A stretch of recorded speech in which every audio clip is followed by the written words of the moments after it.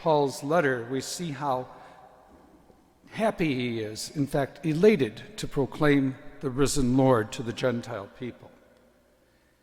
And in the Philippians today, you can see the joy in his heart of what is happening and what he has proclaimed to them.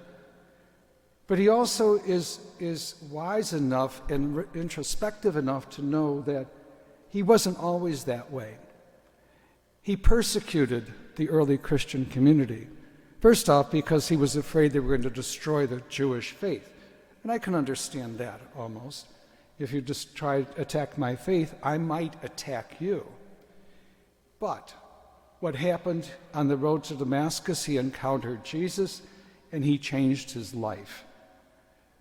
And the world became a better place because he became the apostle to the Gentiles. And he and Peter, of course, are the founders of the church. In the gospel, Jesus eats with sinners. My God, none of us would be at the table if only the righteous were there. And the Pharisees are saying, he's eating with sinners, how dare he? And I think one of the things that Jesus is telling us and the Pharisees is that people have the ability to change. How many times have we said, 20 years ago he did that or she did that, and we never forgiven them for it?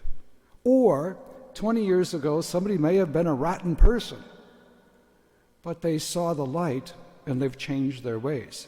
But all we remember is what they had done in the past, and we never forgive them.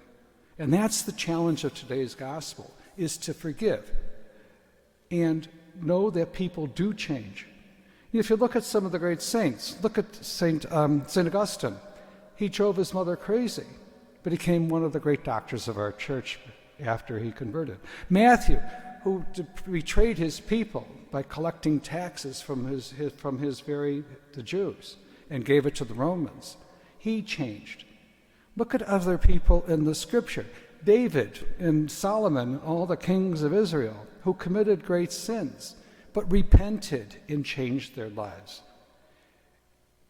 You know, when we find the lost sheep and welcome them back, do we welcome them back with great joy and carry them on our shoulders?